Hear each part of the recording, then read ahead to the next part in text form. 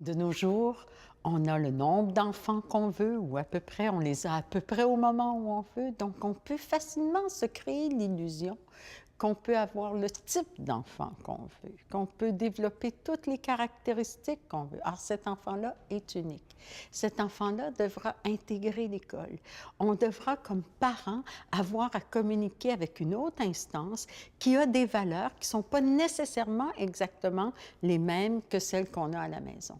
Du point de vue de l'école, les valeurs, le fonctionnement sont aussi très différents de ce qui se passe à la maison. Donc, il y a nécessité de communiquer.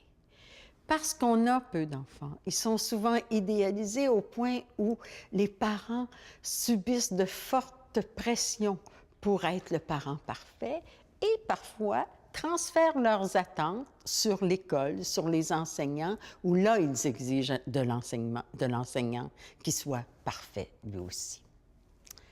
Comment faire pour communiquer ensemble malgré ces attentes, malgré cette pression? Bien, d'abord, être capable de se mettre à la place de l'autre. Être capable de voir l'enseignant comme quelqu'un qui a 30 élèves dans sa classe. Être capable de voir le parent lorsque les enseignants l'appellent pour voir ce parent-là comme quelqu'un qui aime son enfant, veut l'aider, mais parfois ne sait pas quoi faire. La chose qu'il faut éviter à tout prix, c'est de culpabiliser l'autre.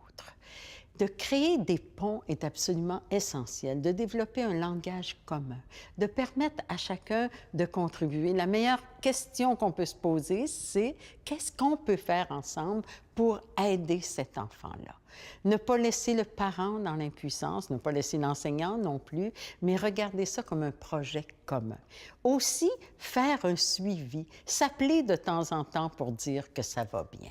Un enseignant qui écrit une note aux parents pour dire que ça va mieux va encourager le parent à collaborer encore davantage avec lui lorsqu'il y aura un prochain problème.